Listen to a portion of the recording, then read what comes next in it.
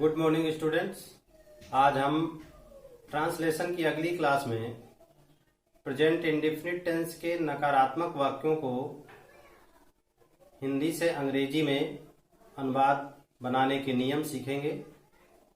कल आपको present indefinite tense के साधारण वाक्य बताए गए थे। जैसा कि कल आपको प्रेजेंट इंडेफिनिट टेंस की पहचान समझाई गई थी और हेल्पिंग वर्ब। आज हम नेगेटिव सेंटेंस से शुरुआत कर रहे हैं। नकारात्मक वाक्य बनाने का रूल होता है, बनाने का नियम होता है। सबसे पहले सब्जेक्ट कर्ता प्लस डू या डज अर्थात सहायक क्रिया प्लस नॉट प्लस मुख्य क्रिया की फर्स्ट फॉर्म अर्थात पहली सूरत का प्रयोग करते हैं, प्लस ऑब्जेक्ट कर्म प्लस अदर वर्ड्स अन्य शब्द लास्ट में रखते हैं। फॉर एग्जाम्पल, जैसे दिनेश बाजार नहीं जाता है। दिनेश बाजार नहीं जाता है। इस वाक्य में नकारात्मक का बोध हो रहा है। अतः यहां पर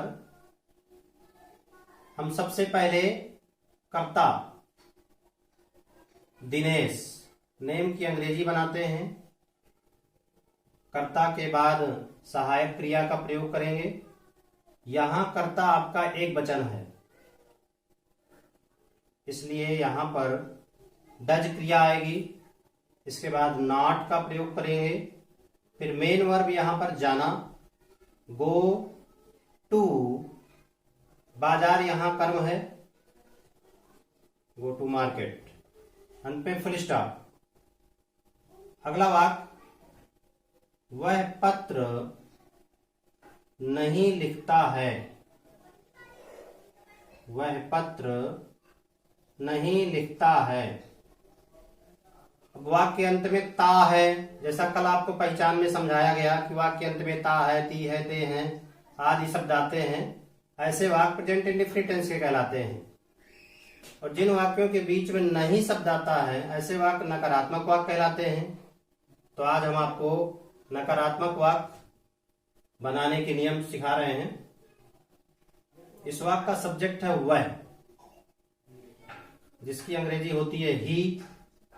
अब ही आपका सिंगुलर नंबर थर्ड पर्सन एक वचन है, तो ही के साथ हम डज क्रिया का प्रयोग करेंगे, ही डज। उसके बाद नॉट, मेन वर्ब यहां पर राइट, WRIT, मुख्य क्रिया की फर्स्ट फॉर्म का प्रयोग करते हैं। कर्म है इस वाक्य का लेटर, ए लेटर, LETTER। कभी कभी वाक्यों में कभी नहीं शब्द का प्रयोग होता है। जैसे मोहन कभी झूठ नहीं बोलता है। मोहन कभी झूठ नहीं बोलता है।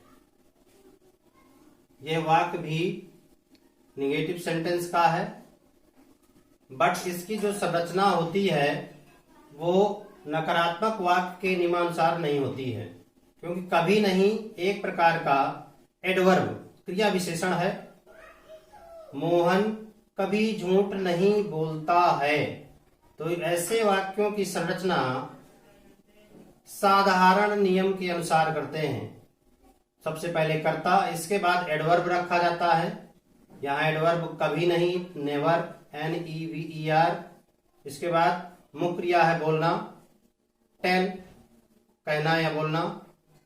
झूठ ये कर्म है, LIE।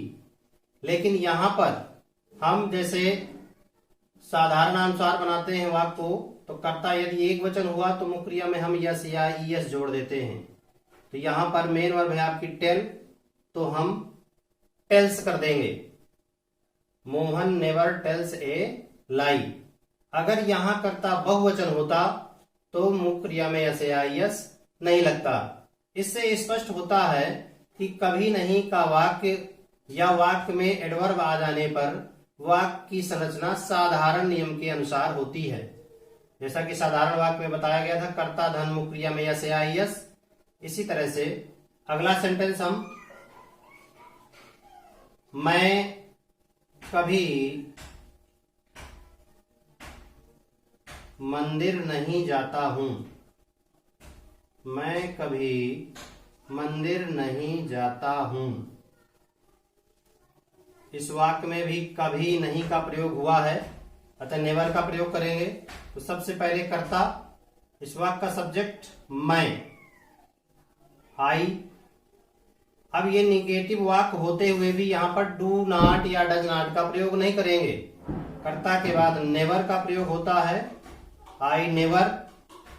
इसके बाद मुख्य क्रिया गो टू टेम्पल। अब यहां पर आप कहेंगे कि मुख्य क्रिया में यस या आई एस क्यों नहीं जोड़ा गया?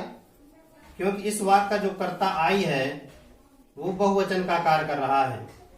यदि कर्ता के रूप में आई, वी, यू, दे या अन्य कोई बहुवचन कर्ता आते हैं तो हम मुख्य क्रिया में यस या आई एस का प्रयोग नहीं करते हैं।